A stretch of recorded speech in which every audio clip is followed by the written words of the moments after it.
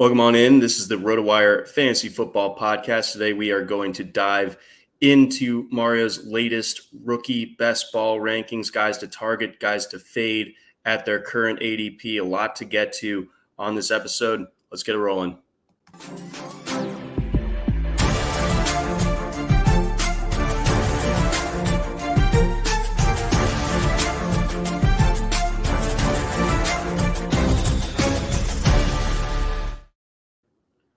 Welcome on in. This is the RotoWire Fantasy Football Podcast. I'm your host, John McKechnie, joined as always by Mario Puig. Mario, before we get into the rookies from the best ball perspective, all that good stuff, full episode on that coming here. I want to ask you this. Kyle Rudolph to Tampa Bay.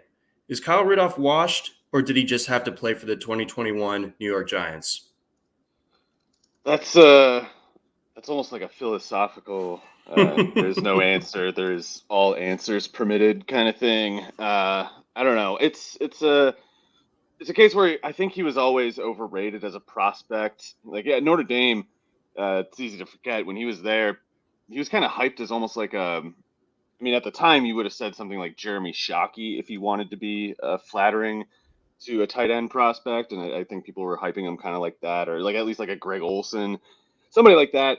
And Rudolph was never really that. He was kind of too big almost, and like he was pretty athletic for how big he is, but he's still just too big to excel as a pass catcher as much as he does a blocker, and just kind of like a space eater. So I don't know if, being 32, I guess he's going to turn 33 in November.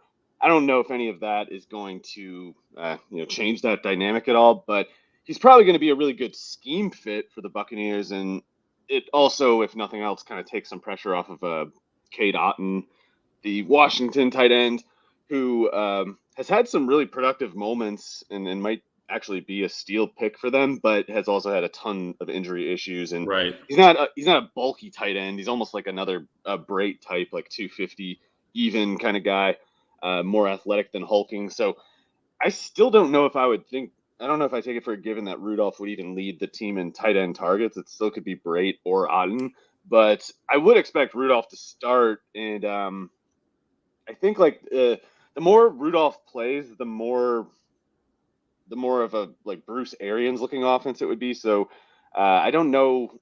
And by that, I mean like the tight end blocks more and doesn't really run downfield. Like Arians would always want a tight end to stay in block rather than run downfield. And if they didn't block, he would want them running off in the flats or running some kind of just shovel pass kind of thing if the other receiver routes downfield don't get open. So he just kind of didn't really believe in using them. And then the Buccaneers only really got Gronkowski going last year after Brady seemed to get his hands on the offense. So that change did occur from Gronk year 1 to Gronk year 2, but I don't think Rudolph has any of the abilities that would dictate that kind of accommodation again. So we might see it.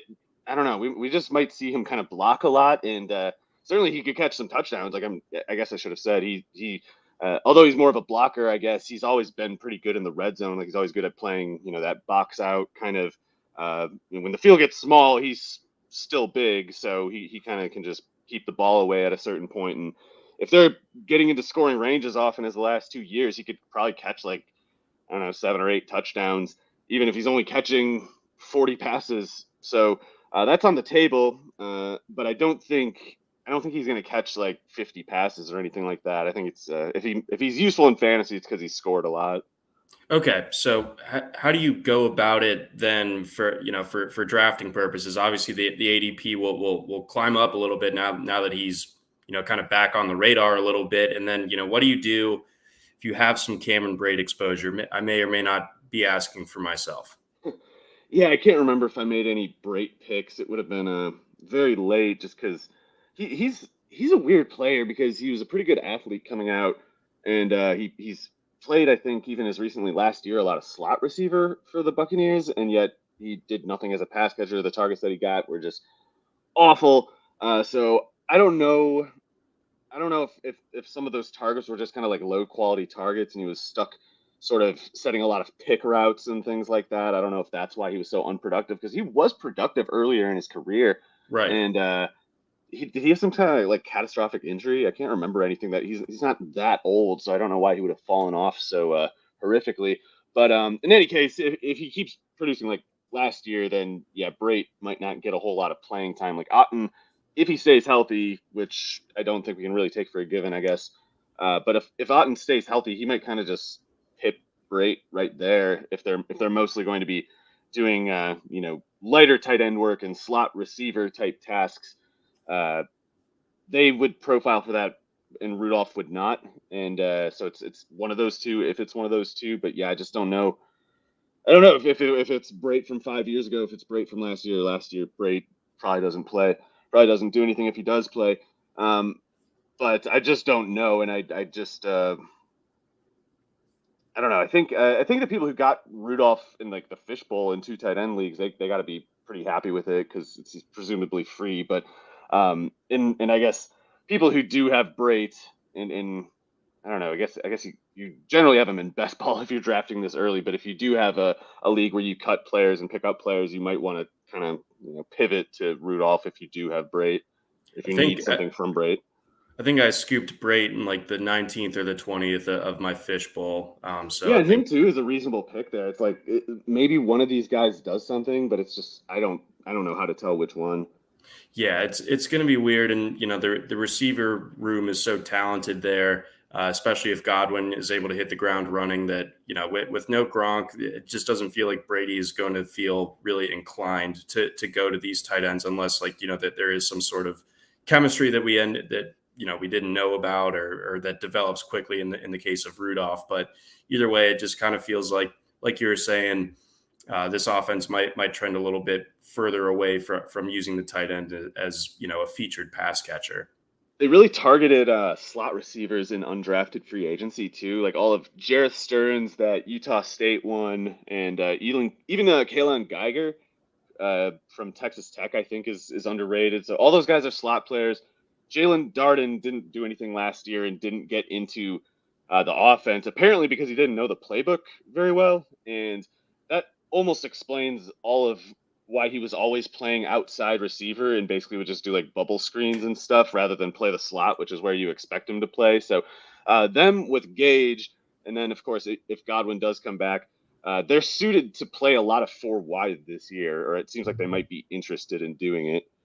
Yeah, with Darden, just a year ago was kind of like the group of 5 version of Elijah Moore in a lot of ways, at least on the production and athleticism spectrum. He was so good, and he had right. he was short. He almost might be like a middle class man's Wan'Dale Robinson, and I think this is unrelated obviously, but I think Wan'Dale's going to surprise some people. And if Darden does know the playbook, he's got to be more talented than last year's production would indicate. Yeah, I think so too. So I mean, he's probably still not someone that you're targeting in redrafts, but like keep him on your 3,000. Yeah, these are your $3,000 DraftKings kind of files that you want to keep in mind. Yeah. See, precisely. All right. Well said. Well said. Well, let's get on over, talk about your rookie best ball article. We touched on yesterday in the lost annals of yesterday's episode, a little bit on singing in Tampa Bay, Rashad White, Damon Pierce, and Isaiah Spiller. If you could just quickly give us the breakdown on those guys quick before we get things rolling with Jameson Williams. Yeah, White is a guy that you were a little higher on than me earlier this offseason, and now I definitely think I was too low on him. One thing that I didn't notice until recently is he had one of the least fake 40 times of this combine, or these running backs at the combine. A lot of them have totally fake times, like Brian Robinson, totally fake time, James Cook, fake time. But so while Rashad White was listed as a 4.48, which is a tiny bit fake, his unofficial time, I think, was as low as 4.51, and definitely I saw a 4.53. So a 4.53 at 6'1", 214 is totally solid, especially because he had really good jumps, and his production as Arizona State was 6. So unlike Giovanni Bernard and unlike Keyshawn Vaughn, Rashad White can actually play running back in the NFL, and I think he's going to take some targets from Fournette. And in the event that Fournette has some sort of issue, be it conditioning or whatever else, White is a real threat to produce from scrimmage, especially with that offensive line. No, I think so too. I'm in on White. I think that the pass catching production in particular was really impressive from his time at Arizona State. Good running the ball too. Like you said, he's not just a sort of gadgety guy out there. So I like his chances of at least carving out a role. And yeah, I'm not intimidated by the Gio Bernards and Keyshawn Vaughns of the world. It's really They're a done. question They're of out. yeah, it's a question of just how quickly can Leonard Fournette, the classic Fournette line, how quick does that water weight come off? Yeah, it's a The lot of 40, water, 40 but extra pounds. he's got a lot of water to get out. But yeah, maybe it doesn't matter if he does. I mean, I think White's he's one of those guys, when they give him the ball, he's going to produce. So if Lenny has so much as a cold stretch in a game, White could get the hot hand pretty easily. Yeah, I can absolutely see that as well. Also, quick note, this podcast brought to you by our friends over at Dynasty Owner. But continuing on, Damien Pierce, Florida running back, now playing for the Houston Texans. I think that he's someone that landing spot, it couldn't have been much better. Like whichever running back that the Texans ended up selecting, it felt pretty like a fairly safe assumption that they were going to take at least one in the draft. And, with Pierce, he's not someone that I was overly, over the moon on as a prospect, but by virtue of him playing in this offense without like the most intimidating depth chart in front of him, you have to have at least a little bit of interest. And that's obviously reflected in him being like an 11th round type of pick right now. Yeah, so Pierce was a guy that I was totally agnostic on as a prospect. Like I didn't think he was going to go any earlier than the fourth round, but I thought, he might go in the fourth. He went ahead of Spiller, didn't he? So like that was pretty surprising. I'm sorry if I'm making that up, but I think it wasn't exactly expected for him to go as high as he did, but I thought it was totally justifiable. He showed the ability to catch the ball at Florida, and he showed the ability to run, certainly. Well built. He's got a good running back frame at 5'10", 218. The 40 time is, as with all of them, fake, but his unofficial was 4.66, which is both, kind of bad, but not necessarily prohibitively bad. Like if he was 4.7 flat, then you're talking Darrell Williams kind of speed. But 4.66, it's for how stocky he is, it's all right. And his 10-yard split was actually pretty good, I remember now. So he was below average in the 40, but his 10-yard split was totally solid.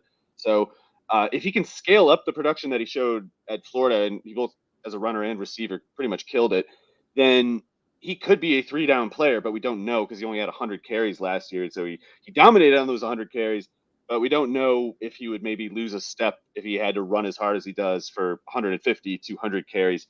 I'm pretty optimistic for him abilities wise, and don't know what to make of the situation. I know Marlon Mack's getting some positive press. I don't really get it. I think Mack's like a poor man's Ronald Jones, and he has an Achilles tear in his recent history. So he can run a little bit, but he can't do anything on passing downs. And the Texans probably won't have that many they won't have that many game-long carries because they're only going to be in the early game a lot of weeks anyway, aside from their upset weeks and maybe. But Mack is not obviously better as a pure runner than Pierce either. So I think the bigger obstacle is Burkhead, because Burkhead is adept at passing down functions, and Pierce, it could be. I don't actually know about his pass blocking, but he could still, I think, take the running work, even if he's not polished as a blitz pickup guy. And if he does get the third down, if he gets the hurry up kind of third down stuff over Burkhead, then he's a 3-down player. And those generally aren't available at the end of the 10th round. No, that they're not. So kind of going off the detail that you mentioned when it comes to Pierce and looking at his college production, the lack of, a workhorse type of workload, who in your mind is at a bigger risk to be kind of more or less exposed if given more reps? Him, Damon Pierce, that is, or James Cook, who topped out at 113 carries in his final season? Pierce is pretty easily a better prospect than Cook to me. Cook is like a 6th-round kind of prospect to me. Wherever you would take Justin Jackson, I would take James Cook there. But yeah, Rashad White, by the way, clearly a better running back than James Cook. So yeah, I'm clearly on like the 1 percentile. Like I'm about as low on Cook as anyone is, I suppose. But I think people aren't thinking clearly on him. Yeah, you've had the good rationale on Cook all I mean, we'll along. Like, see, but I could be just totally wrong. But I don't know. I think everybody's. It's one of those things where it's just everybody's just bought in on faith. It's like they're kind of like gassing each other up too. They're almost saying it as like a mantra to keep each other hyped. It's like, yeah, it's gonna. He's got second round draft capital, dude. He's got a 4.42 40. That's a real 40. The combine 40 times for the running backs are real this year, and Cook is really that fast, and it's fine that he's 199 pounds. Christian McCaffrey weighed 199 pounds once, and so on. I think like there are elements of Cook's game that are like really interesting, but I don't think that those are things that become staples in an offense necessarily. Like when you're in an offense that already has Stephon Diggs and Gabriel Davis, Khalil Shakir, coming up, and Jamison Crowder in the interim, like Cook is really good or like unique at being a running back that can like split out wide and run routes down the field. But like that's not going to be something that like the Bills are relying on with any sort of like real regularity. And like he obviously like we've established, like he doesn't have the density, the frame, nor like the production to really point to where it's like, yeah, no, you can feel good about giving this guy a lot of carries. It's kind of like a Naheem Hines problem to me, where uh, people think that it's just so sick and awesome to have a running back who just splits out wide, and if you do that, and it's just a glorious event. But it's only useful if you're getting them either matched up against a linebacker, or they're so good as a route runner that they can beat a safety or a corner even. Because that's when the defense is setting their personnel, they're watching that running back coming to the huddle. They're not putting the same person in on the field in response for just any running back. So when they see Cook, they're going to say either like, okay, he's so scary as a route runner, we got to put a corner on him, and then therefore in that look, it's most advantageous to run actually to be able to win as a run in that formation, because you got a corner where you normally have a linebacker. And when you can't actually execute the run threat to call their bluff, if they put that corner on the field, you didn't actually help anything. You just put a bad receiver on the field, or you just ran for less than the better running back than you would have. So I know people love PPR world, and they kind of forget about the old one sometimes, but just catching a bunch of passes as a running back is not necessarily valuable. Theo Riddick was a drain on his offense, and you see people even now try to be like, oh man, this could be like Theo Riddick again. That was so fun. No, that sucked. That offense sucked. What are you talking about? So yeah, I think James Cook is fine, but there's just nothing he gives you that Justin Jackson wouldn't. And Justin Jackson actually carried the ball like 1,000 times at Northwestern, and he didn't break down doing it. No, exactly. So I think, unfortunately, I think Cook is going to make those cool plays that you just don't stop hearing about on Twitter. But I think, maybe it ends up working out well for the Cook faders in the sense that it's like, okay, he had like one like nice 25-yard reception and also had like 4 carries for 16 yards, and that was it. He can do some good things, like you said. Like there are some plays that he makes well. The problem is they're not necessarily better than some of the alternatives in that capacity, and he can't do more than that. Like if you try to, just because he makes a big play on a screen pass or something doesn't mean, oh, give him 5 carries now. That he's rolling, it's going to work. Like you want to give him more exposure. One of those times someone's going to square him up, and he's going to be 5'11", 199, and that guy ahead of him is going to be 6 foot 245, and he's going to get clobbered, and then he's not going to play the rest of the game. So that's the kind of stuff that, football coaches have to sort out in practice, and they notice things like, oh, this guy gets clobbered when we do this. Let's not put him in harm's way like that again. A lot of people who just look at, uh, stat splits and, projections and stuff, they don't understand, they don't keep in mind the material physical reality of the game, and they don't interrogate whether the things they assume make any sense physically. The idea of James Cook just going nuts between the tackles is just laughable. Yep, and that we have 4 years of evidence of that. Tristan Ebner. Tristan Ebner does every single thing better than Cook, than what people, hype Cook about. Like Ebner did a lot of wide receiver stuff in college, and way more and better, and he ran more and better. Not more efficiently, but he definitely ran a lot more in terms of the share of the offense. So yeah, that Cook would go in the second round when like at worst Ebner is exactly the same as Cook. he goes in the 6th round. Like the team making the investment is not thinking clearly either. So the investment is not as significant as it would be another 2nd round pick when it like actually would make sense to take that player. Thank you. And Crackshot chimes in. Nice take, genius. I assume no sarcasm on that one. I think this is one of the Javante fans. So yeah, it's gonna be one of those. I used to have a lot of people who would bother me about how, like, you said Nick Chubb and Derrick Henry were good. What, where are you now? What are you doing? And yeah, Jonathan Taylor. After that, they're like, oh, Trent Richardson, nice call, idiot. Yeah, this is gonna work out for you. Keep running your mouth, man. I'm never right about running backs in particular. No, but just batting a cool. I've never 0. been right about a running back. Nope, still waiting. Still waiting. Speaking of more running backs, Isaiah Spiller, what's up with him? He's on a really good offense, and he can do some stuff, some important base function tasks that no one else on the team can do, and specifically like short yardage kind of stuff, between the tackles kind of stuff, which Austin Eckler was asking for less exposure. He's kind of sick of, running in the mud, and who could blame him? He's like 5'9", 190, and it's not where guys his build want to make their living. He wants to be out in space running routes. So Spiller's going to take a lot of that dirty work, and some of that dirty work is how Eckler got 12 rushing touchdowns last year on 200 carries. So I think Spiller's going to take a few of those, and his upside beyond that just depends on how good he actually is, which I didn't think he was worth like a 2nd or 3rd round pick.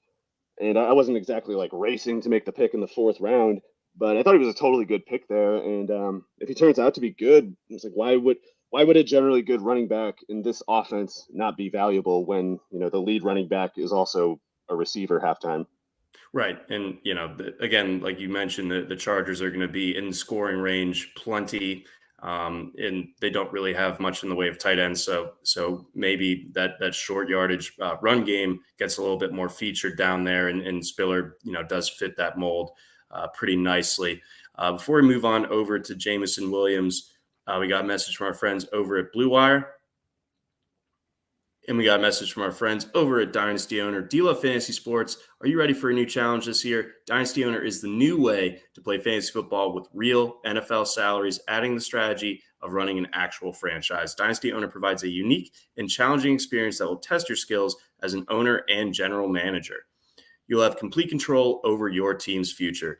You can build through the draft, make trades, sign free agents, and manage your team's salary cap. Can you create a dynasty of champions? Sign up now at dynastyowner.com and use promo code ROTO5, that's ROTO 5, the number, the digit, to receive $5 off any new team. Again, that's ROTO 5. All right, onwards. Jamison Williams. He's someone who, I wrote about it on draft night.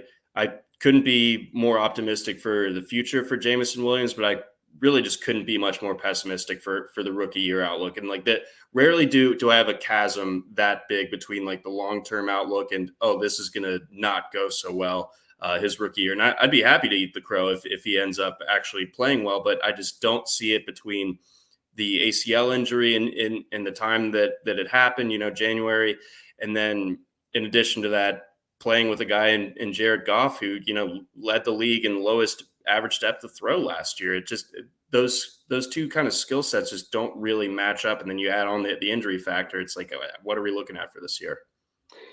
Yeah, I mean, we were both pretty high, I think, on Jamison Williams relative to the field. And there was plenty of hope, optimism for him, even despite that ACL tear. But yeah, I'm in the same boat as you. I just, Goff alone is enough to scare me a bit. And the price just isn't really assuming much risk, I feel like. I mean, it's I know it's not exactly a high pick, but 135, that's I just don't think I would even really want Williams there if I was A, sure he's playing the whole year, and B, DJ Chark wasn't there. But I think as much as he's going to play pretty much the whole year, he might not play more than something like 20, 25 snaps in a lot of games. He might not play 40 snaps in a single game all year.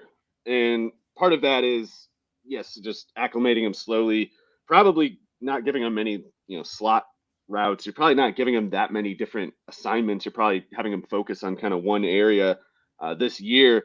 And this year, DJ Chark is playing on a 1-year contract. So, yeah, Chark, I think, is pretty clearly gone after this year, and then it's wheel up for Williams' playing time. Then he's playing, 1,100 snaps, however many snaps he can play. He's playing them in 2023.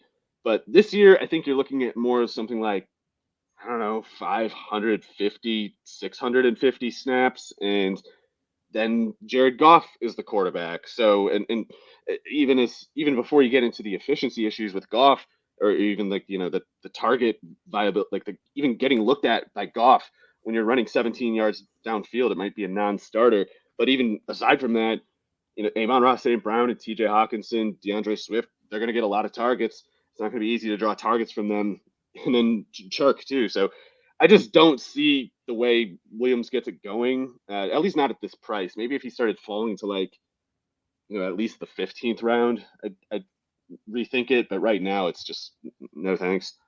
Yeah, I'm out for anything that just only involves this year. So again, I think Williams, and this is becoming a fairly common refrain on Twitter.com, but love Jameson in dynasty and in keeper formats, but for this year, I'll probably get like a best ball share or two just because he is that electric that maybe he does have a couple of spike weeks thrown in there.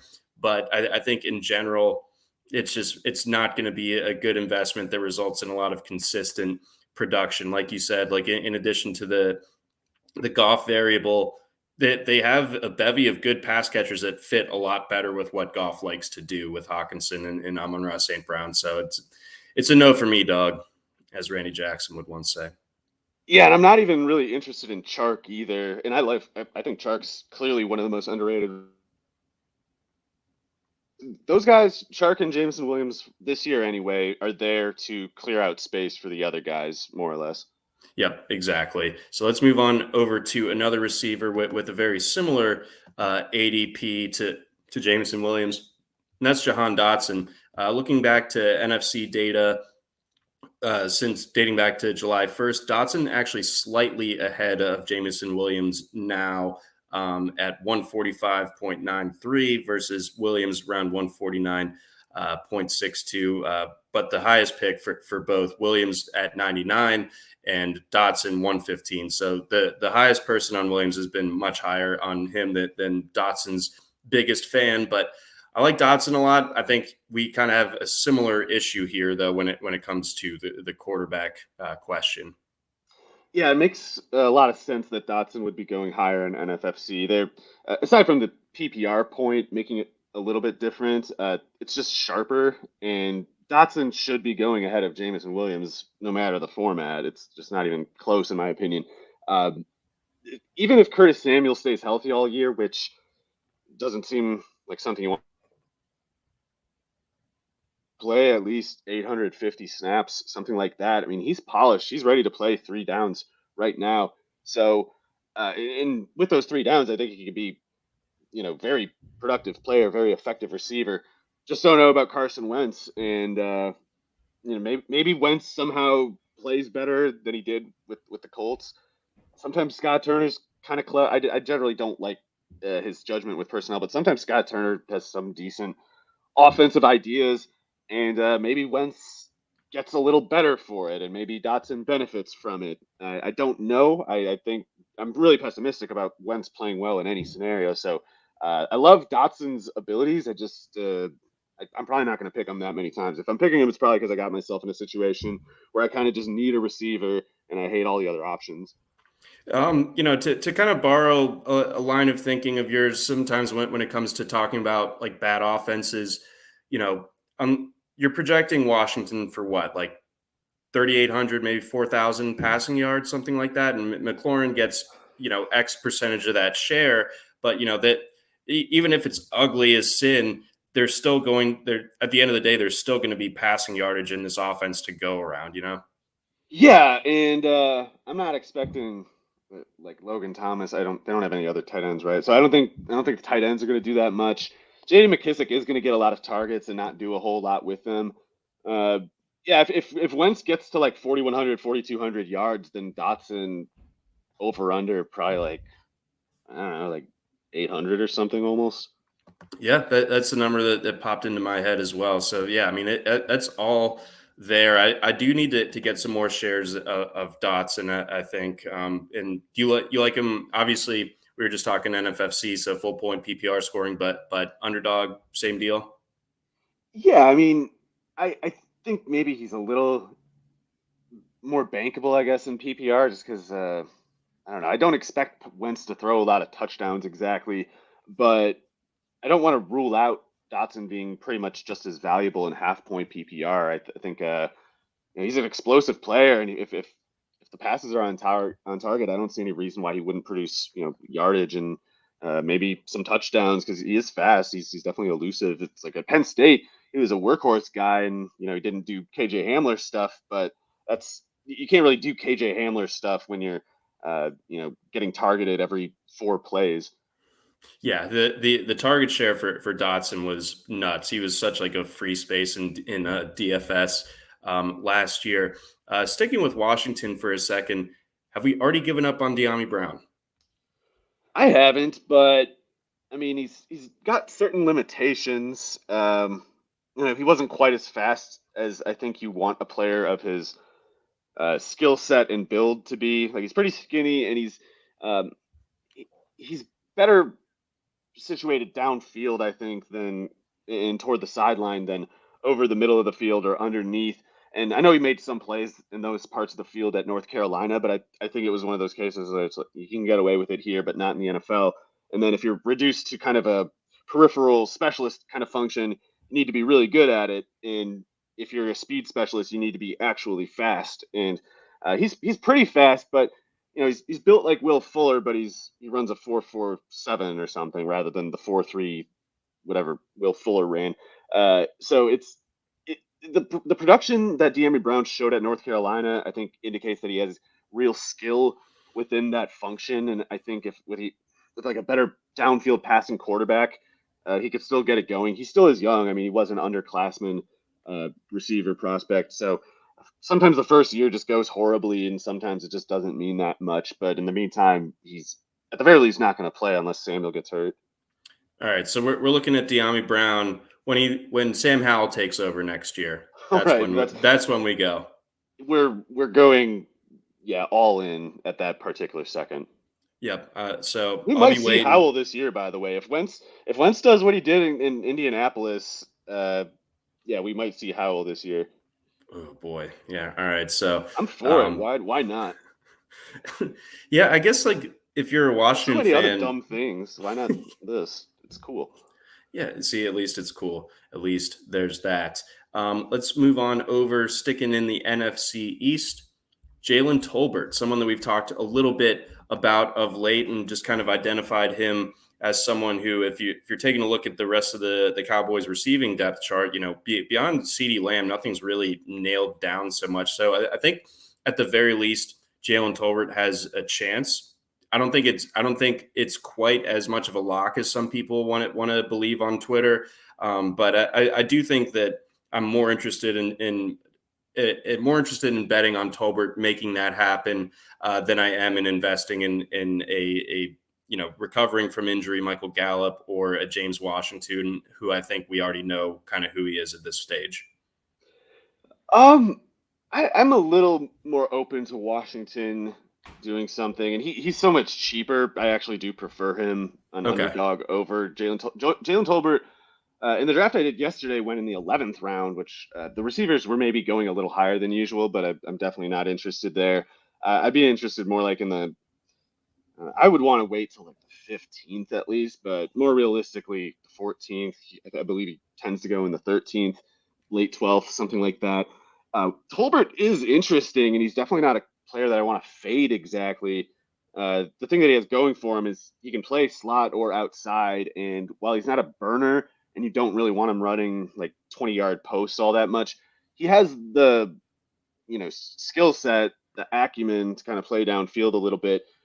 So if he's against a slow corner, he can make that downfield play. Or if somebody kind of trips or something, or if there's the corner just kind of isn't looking the right way when the ball is in the air, he can make some downfield plays now and then. But I think he's more so going to make his living as an intermediate receiver. maybe a little bit underneath. I mean, he can definitely do some stuff after the catch. He seems to be pretty good at getting releases and running routes and things like that. So when there's a route or a target to distribute in the first 15 yards, I think Tolbert's always going to be a viable candidate for it. So it's easy to imagine ways that he's sort of just involved and, with involvement in a good enough offense, good enough quarterback, that alone can make a receiver a pretty good pick at this range. But the premise that I question is whether he's actually going to get that level of involvement, or at least so much more than Washington that it makes their current ADP differential make sense. I just don't think it does. And Washington's making the team. They gave him like a fully guaranteed contract. It's clearly one of those 1 year bet on yourself kind of deals with James Washington, and he's a guy who really suffered for Ben Roethlisberger's decline. Like he's not a quick hitting receiver, and Ben Roethlisberger had to get rid of the ball really quick, both because he couldn't actually throw to very many parts of the field, and most of them were very close to the line of scrimmage, and because he wasn't throwing downfield, which is where James Washington is probably most comfortable. And the reason Washington has been a little disappointing in the NFL is he doesn't have actually good downfield speed. He should probably lose weight. He's like overly well built for a receiver that needs to make a living downfield. Like he's 5'11", 215 or something. Yeah, it's like a nice running back.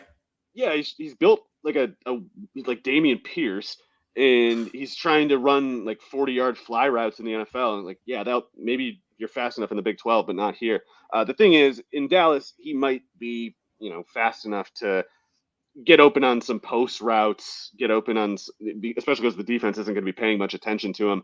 And his first 2 years, and especially his second year, he was actually good in Pittsburgh. So I think Washington, not a lot, like 700 yards, maybe something like that. But I just don't think Tolbert's going much higher than that either. And he goes something like 7 to 8 rounds earlier. Okay. All right. That's a good point on Washington. I might have to circle back and target him a little bit in some late rounds. And you said that your kind of final verdict on Tolbert is more so if he's part of a Dallas like passing game stack. Yeah, if you have Dak and CeeDee Lamb and you got to reach a little bit to take Tolbert, like, well, that in that case it makes the exception sense. So there's always exceptions to things. I think at his current price, definitely for me, he's not like a staple target. Okay, all right, understood. Well said. As per usual, let's keep it going here. Next up, we've got Tyler Algiers. So going back to the running backs, I think this is an interesting one. I think a lot of people, and myself included, don't know exactly what the shape of this Atlanta running game is going to look like. I think that there is some ingenuity obviously showed by Arthur Smith a year ago, but can they kind of like catch lightning in a bottle twice as far as his production is concerned? And then, what's up for negotiation after Patterson on this depth chart? Well, I think Patterson's locked in, and I love him at ADP. I think people are getting him wrong. I know he fell off at one point in the year and he got hurt, but his yards per carry was largely so low because he was getting so many red zone carries, which he's just not suited to, and he wasn't very effective at it, and it was driving down his yards per carry. They're going to give a lot of those red zone carries to some combination of Tyler Algier and maybe Damian Williams if he doesn't get hurt and makes the roster. So I was probably I did not like Tyler Algier in the 12th round, and I was critical of that price at the time, but I might have been like a little too critical about it because if Damian Williams is out of the way, I mean, it's easy to forget Mike Davis was getting a ton of work last year, even with Cordarrelle going off. It's just Mike Davis didn't do anything with his touches. They just didn't go anywhere, but he was getting a lot because they didn't have anybody else to take them. So there could be a surprising number of carries and targets to split up after Cordarrelle. And if Algier is getting the opportunity, I don't want to bet against him. As a runner anyway, I don't want to bet against him. I'm kind of skeptical that he can function on passing downs, at least as a pass catcher. Maybe he's a good blocker. He's certainly got the frame and the strength to do it. But Algier is really interesting because he's a big back who had a ton of explosive plays as a runner in college. And I think he does know how to run. The numbers that he posted kind of indicated itself. But when you watch, it makes sense that he produce the way he did because he runs with a lot of motor. He has a pretty good balance and like flexibility, but good balance for a big back. Like sometimes guys just kind of barrel through the field and are just stomping, and they kind of have their feet slip out from underneath them when they're like. I kind of see that happen with AJ Dillon a couple times. Not that I'm saying he has bad balance, but it's like you don't really see Algiers slip on the field, and he's good at kind of changing his pad levels to sort of get the best crack on the defender and make the most of his strength, and he has a plenty of it. The one thing about him is that's maybe concerning is he ran a 4.64 40 at 224 pounds, which is, I mean, he looks bigger than 224 on that BYU tape. I almost wonder if he lost a little weight because 224 is only 2 more pounds than Damian Williams, and Damian Williams ran a 4.45, granted 8 years ago, but he's definitely faster than Algiers even now. He'll be faster than Algiers in 3 years. So Damian Williams is not much smaller than Algiers, i.e. he can plausibly do a lot of the power elements that Algiers might be otherwise a candidate for, and he's a lot faster. And Damian Williams, I think crucially, is very good at passing down functions, and Algiers could be. I don't know how to call that for sure, but we know for sure that Damian Williams is really good at pass catching, third down stuff. So I think if Williams doesn't get hurt, and granted he probably will at some point, but if he doesn't get hurt in training camp, I think he'll make the team. And if he makes the team, I think he gets those Mike Davis targets, and Algiers gets not necessarily more than, I don't know, half of the Mike Davis carries. So Algiers could still be kind of useful, and if he gets that full runway to himself, I really like him. But I think Damian Williams might kind of muck it up more than the current ADP is assuming. Yes. So Damian Williams could be that fly in the proverbial ointment for the Algiers believers. But so has his ADP Algiers slid a little bit in I think in it's recent more weeks? in the 13th kind of, Okay. but there's some exceptions. I mean, I'm sure some people out there really want to get a lot of him, and they're probably willing to take him in the 12th or whatever. And some drafts people might be more likely they might slip their mind a little, and he might fall to the 13th or 14th or something. All right. All right. If I get the shot to take him in the 14th, I probably need to, because I don't want to have zero exposure, and I don't think his price is going to get any lower than that. Yeah, I think I have a decent bit. I think I've probably got him on like 2 or so underdog teams thus far. I might be interested in acquiring a little bit more, especially after this, but obviously while still acknowledging the Damian Williams conundrum. Yeah, and if Damian Williams gets hurt, then Algiers, I don't know, going to go ahead with probably like ahead of Patterson or something. So, it's something to think about from that angle, if nothing else.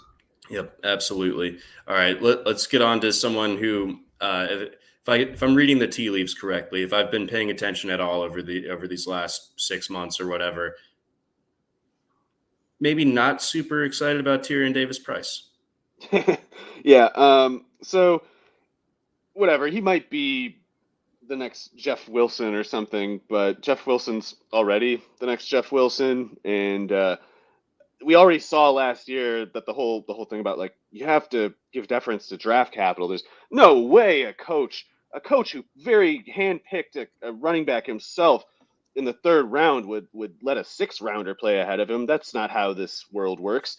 And then Elijah Mitchell just took 20 carry role. Trey Sermon disappeared forever apparently, or at least long enough for us to do the same thing this year with Tyrion Davis-Price. Or hey, he's a 3rd rounder. Shanahan benched Matt Breida that one time. Remember when Kyle Shanahan benched that 190-pound fumbler who he only was giving 10 carries per game to in the first place? That's the same thing as Elijah Mitchell, who's a 210-pounder who runs as a 4.45 and had like 6 20-carry games last year. It was good in basically all of them. Yeah, that's exactly the same. I don't know why we're just presuming that there's some sort of rotation that'll occur here at all. I mean, I think Tyrion Davis-Price is there because Shanahan doesn't want to end up in the situation that he did last year, which was he had a 3rd round pick running back, but he was so bad that they had to make Elijah Mitchell take 25 carries a game on a bad knee instead. They don't want to put Mitchell on that bad knee again if they don't have to. So they took a running back, hoping that this pick would give them an alternative in that case, but that didn't help them last year. So I don't see why we're taking it as a given that this time it would be any better. And let's be clear, Sermon is definitely a better prospect than Tyrion Davis-Price. Sermon was actually productive in college and not just for one game. So for 4.25 is the yards per carry that Tyrion Davis-Price has in cumulatively in all the other games aside from that Florida game last year when he had like 280 yards and 36 carries.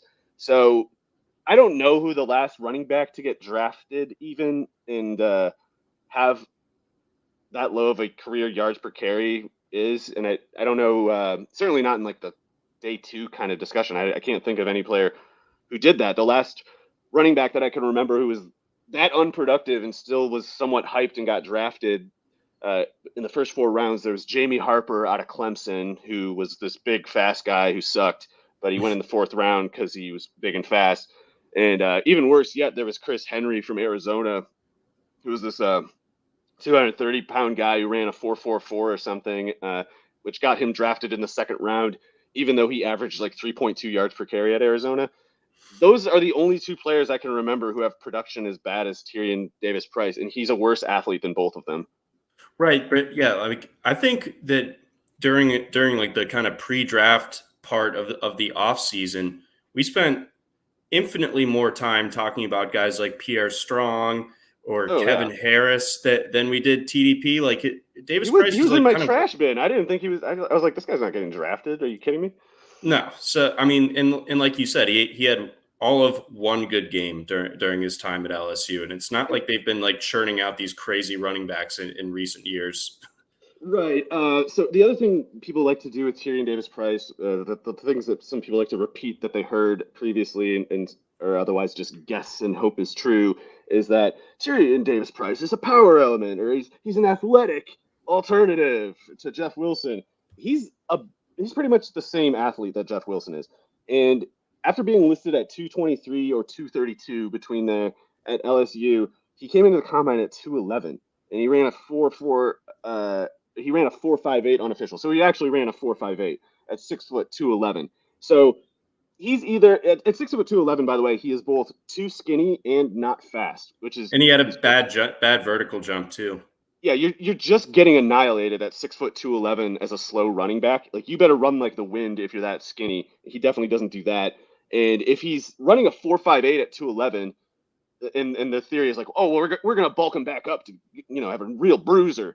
Then okay, so he's 4.58 at 211. What do you think 11 pounds is gonna do? What do you think 22 pounds is gonna do? He's gonna be running like a 4.75 by the time you get him back to 230, and Jeff Wilson's gonna be lapping him in the 40. Like it's ridiculous. It's bad scouting by a guy who has a long history of scouting running backs poorly. I mean, Joe Williams did not amount to anything. Trey Sermon did not amount to anything. Elijah Mitchell, the one they barely wanted, was the good one. And now we're supposed to believe, oh, but Shanahan really liked Tyrion Davis-Price. He handpicked him. That's a reason to not like him. That's a reason to be like, oh, he's toast. He stands no chance. See, thank you. Yeah. So, I mean, I do not think that the outlook is particularly rosy for him, not just this year, but I mean, I won't be shocked if he's just kind of not in the league after a couple of years. I don't think he will be. And if he goes late enough, then sure, go ahead and pick him, especially in any format. If it's truly like one of the last few rounds, then go ahead. But someone takes him in like the 12th or the 13th in almost every draft that I'm in, and it's insane. It just lets you know who the mark in your draft is. It's informing the market. It's a reflection of the market of Elijah Mitchell too. It's like the extent to which Elijah Mitchell is going too late, and the extent to which people say ignorant things about him is the extent to which people get hyped on Tyrion Davis-Price. Like one is subsidizing the other, and it's just clear which one is wrong. Yeah, very, very much so. So I will continue to get the discounted Elijah Mitchells wherever I can. All right, let's wrap things up here. Alec Pierce, real quick on him, the rookie receiver out of Cincinnati, who really kind of made himself some money with his combine performance. Yeah, I mean, we said it for the whole offseason, and you didn't really see mainstream media catch up on it. Like they were talking about him like he was going to be a 4th or a 5th rounder. Like, no, he's going in the 2nd. He's good. He's 6'3", 211, which is one's kind of skinny, but fine, especially because he does have speed. And if you're a little too skinny, you can get away with it if you're way faster than everybody else. And he's much faster than most 6'11", 6'3", 211-pound. That's Jelani Woods. Yeah, that's Jelani Woods. 6 foot. He's the mountain tight end. But Alec Pierce is 4.41. He got kind of ripped off. He had a 4.33 unofficial, and then overnight they lowered it to a 4.41. Good jumps, very clean numbers at Cincinnati. Basically, nobody produced as a pass catcher at Cincinnati the past 4 years except for Alec Pierce, start 3, and he's got that outside, downfield, sideline ability, skill set to go with the perfect frame and athletic traits to function in that part of the field. So he's exactly what the Colts needed too. I mean, Paris Campbell, he's certainly fast, but he's not ideally running downfield. You want him getting the ball underneath so he can run away from people.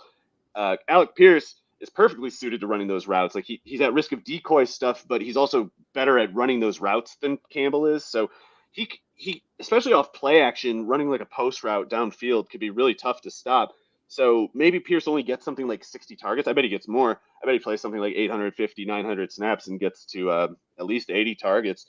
But and as much as that's a limiting factor, not a good thing, he could be one of those guys who ranks really high in yards per target, yards per catch, touchdown percentage, because with Jonathan Taylor at running back especially, there's going to be a safety brought up to the box at some point this year where they shouldn't have, and the play action, the corner is going to let him get behind him a little bit, and it's just going to be gone. Yeah, I like Pierce a lot for this year and beyond. Pretty cheap. Yeah, no, I'm honestly surprised. Like among some of the other rookies that are going like well ahead of him, and especially the difference in ADP specifically, I'm just like, well, I think he's definitely a worthwhile shot where he's going. So I'd fully endorse grabbing some shares as long as things stay where they are, or maybe get them in now before things start to change and he's lighting it up in training camp and things start to scooch up. Yeah, I wish I had some shares. I don't think I do. I'm anxious about it. I would like to change that because I think he's going to end up being worth like a 12th round pick, honestly. That's good profit, especially going in the considering 15th. Yeah.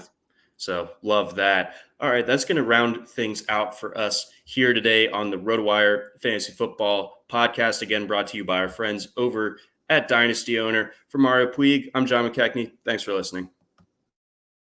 Try RotoWire today, free for 10 days. Get our premium tools, rankings, analysis, and breaking news alerts. No credit card required. Go to rotowire.com/try.